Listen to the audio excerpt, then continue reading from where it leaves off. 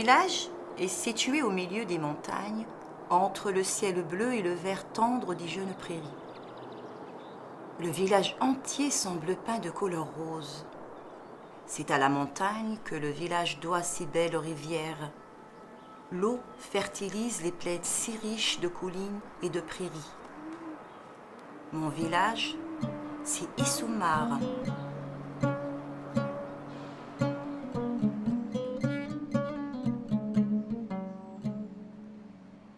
À Issoumar, les ruelles sont naturellement polies par les babouches et les sabots d'animaux. Les villageois mènent une vie paisible. El Kabdani est le nom de la région. C'est une région berbère où les gens vivent de l'agriculture et de l'élevage.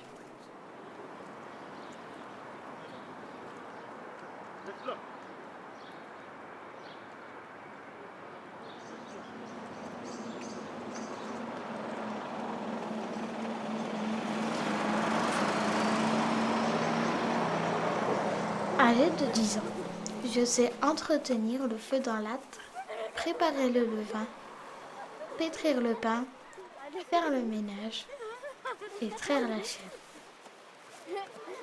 Mon père, il est beau avec ses cheveux longs. Il a quitté le pays à ma naissance, dans les années 70. Il est parti avec beaucoup d'autres pour reconstruire la France. Il nous rend visite qu'un mois dans l'année.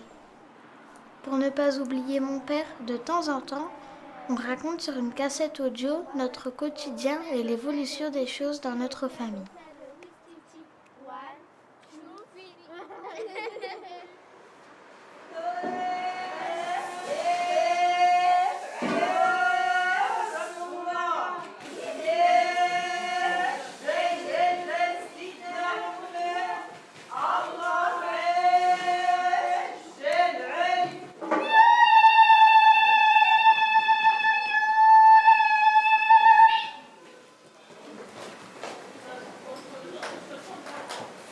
Notre mère, on l'admire dans le village.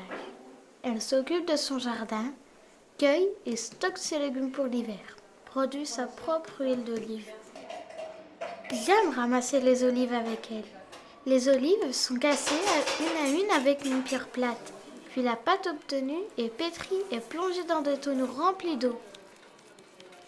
On mélange bien et par magie, l'huile remonte à la surface.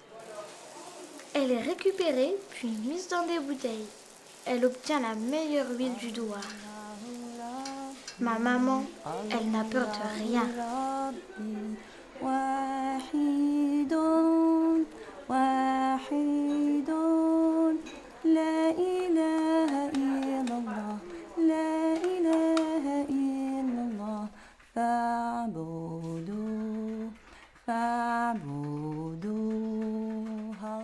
Maman s'inquiète beaucoup de la lenteur des démarches administratives pour rejoindre notre papa en France. Moi, je n'ai pas envie de quitter mon village.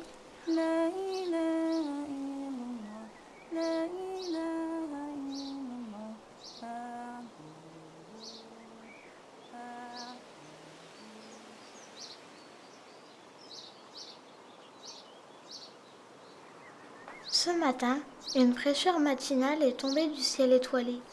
Elle est douce et chargée d'arômes printaniers. Mon petit oasis se baigne dans une lumière rougeâtre et silencieuse. Le chant des oiseaux, la sérénité du lieu me donnent la sensation d'être seule sur terre. Je m'assois au creux du vieux figuier qui pousse au bord de la source. J'ai la forte impression qu'il me tend ses branches chargées de grosses figues bien mûres.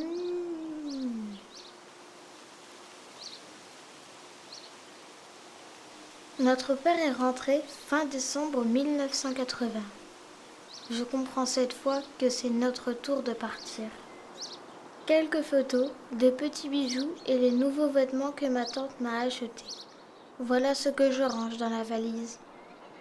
La famille, les voisins sont rassemblés autour d'un repas d'adieu. Durant la nuit, je pense, si je pouvais prendre ma grand-mère ou ma tante. Non, mon oncle, que j'aime beaucoup. Non, personne, tout abandonné comme les autres. Mon Dieu, aide-moi. Je ne veux pas partir vivre ailleurs. Je veux rester dans ma maison.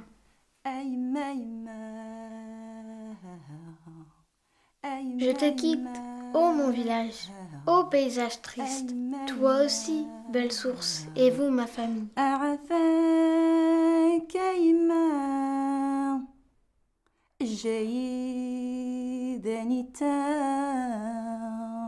L'avion ressemble à un oiseau gigantesque.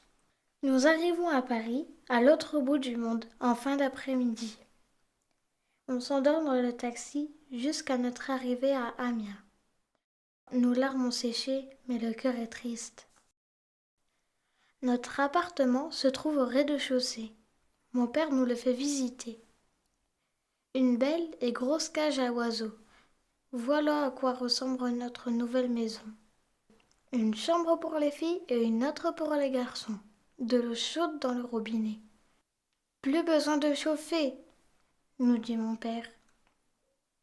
Comme s'il lisait dans nos yeux le mécontentement de cette nouvelle vie.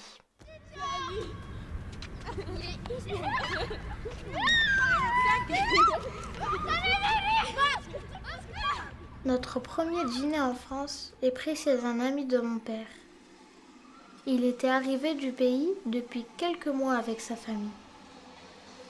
Même si cela nous rappelle notre village, on reste silencieux tout au long de la soirée. Nous suivons les élections remportées par le président François Mitterrand. C'est un bon président selon les parents. Ils discutent de notre inscription à l'école. Nous irons dans une école primaire. Il y a une classe spéciale pour les étrangers qui arrivent en France. On se lève avec difficulté. Pas d'appétit pour ce jour de la rentrée.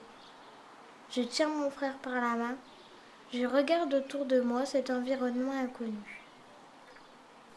Mon père, il a construit tous ces bâtiments dans lesquels on a habité pendant des années. Aujourd'hui, il ne reste plus rien. Tout a disparu.